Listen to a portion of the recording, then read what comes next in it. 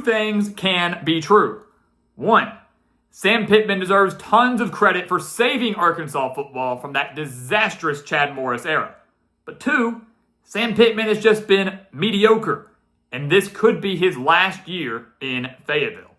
So welcome back to the Gridiron Expert, guys. Ready to break down some Arkansas football as we get closer and closer to the start of this college football season. As always, please continue to like, comment, subscribe, share our videos, and check out everything down in the description below. That includes our website, thegridironexpert.com, home to our expert picks, home to our exclusive newsletters, and tons of exclusive content there, especially once the season starts. To help you get through this offseason, to get through the college football season, we want you to take advantage of it, to be a part of our GE Nation and just this year-long discussion, because again, here at our channel, college football never dies. It never ends here at the Gridiron Expert.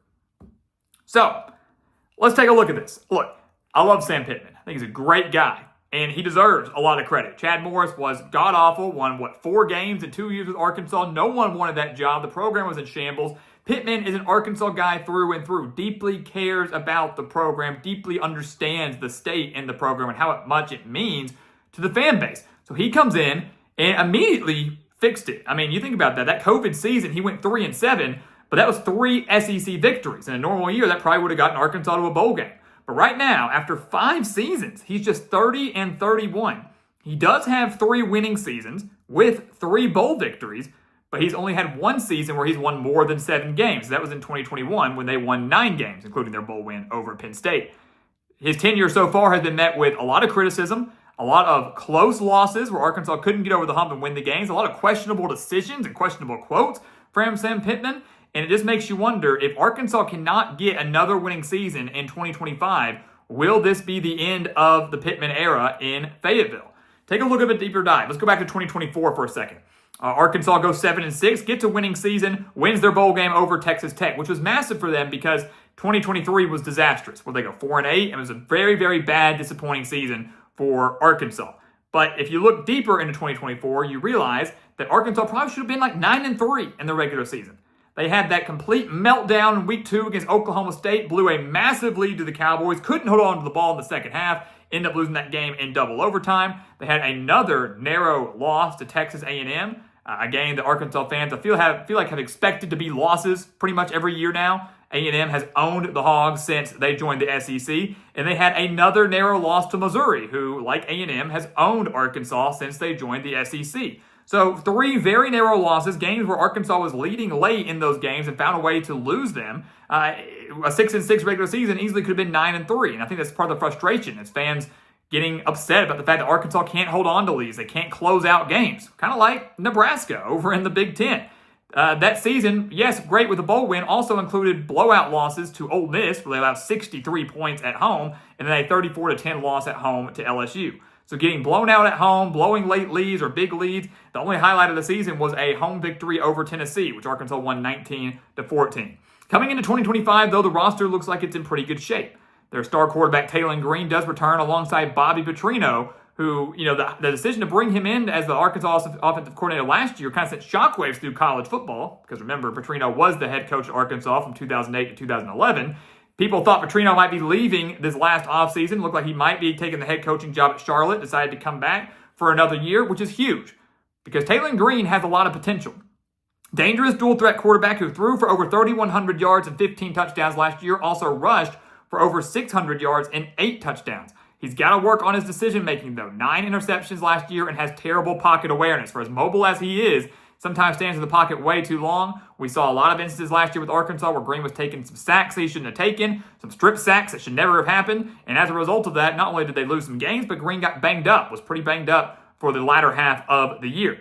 But outside of that, Braylon Russell, entered the portal, came back. Entered the portal, came back. Looks like he's all hog now, expecting to be the leading back for Arkansas this season. Had only 354 rushing yards last year because he was playing behind Jaquindon Jackson, but he did have 175 rushing yards in their win over Mississippi State. He's a very hard runner, should thrive in this offense with Bobby Petrino and behind what should be a relatively decent offensive line built by Sam Pittman. And they went out there and rebuilt the wide receiver core. Arkansas losing a lot out wide, but they bring in Courtney Crutchfield from Missouri, who was an Arkansas native. Bring in Omega Blake from Charlotte and Raylan Sharp from Fresno State, among other guys that are coming into the program. So How they transition with this offense, how they fare against SEC defenses remains to be seen, but there is talent there. But as we know, just because you have talent doesn't mean it's going to translate to wins. Defensively, Arkansas lost a lot, losing guys like Landon Jackson and Jalen Braxton and the Metcalf brothers and Brad Spence committing to Texas, in-state or in-conference rival. Arkansas loses tons of the defensive side of the ball. They tried to go out and replace it, bringing in guys like Kenny Walker from Oklahoma, Ken Talley from Michigan State, Justice Boone from Florida, among a handful of other transfers. But will they be able to really rebuild this defense and make them good enough to compete in the SEC? The Hogs defense last year wasn't all that great. They allowed 376 yards per game last year. They had moments of brilliance, and the defense was okay at times, but definitely down the stretch towards the end of the year, they were not playing well. Again, 63 to Ole Miss, 34 to LSU, torched by Oklahoma State. Really, to an extent, Arkansas gained them by nearly 300 yards, but in the second half got absolutely torched there after playing well in the first half. So you have to wonder, with all the new guys, can Arkansas build around that? Can Arkansas find a way to gel quickly against what's going to be one of the most difficult schedules in the entire country? So that's the thing, right? The offense looks like it's in good shape. The defense has a lot of question marks, and Arkansas is not going to have a lot of time to figure it out. Here's the schedule. The first 5 games of the year. First 5 games of the year is going to set the tone. I know it's almost half the season, but really that's the first month. You play on August 30th and then the whole month of September.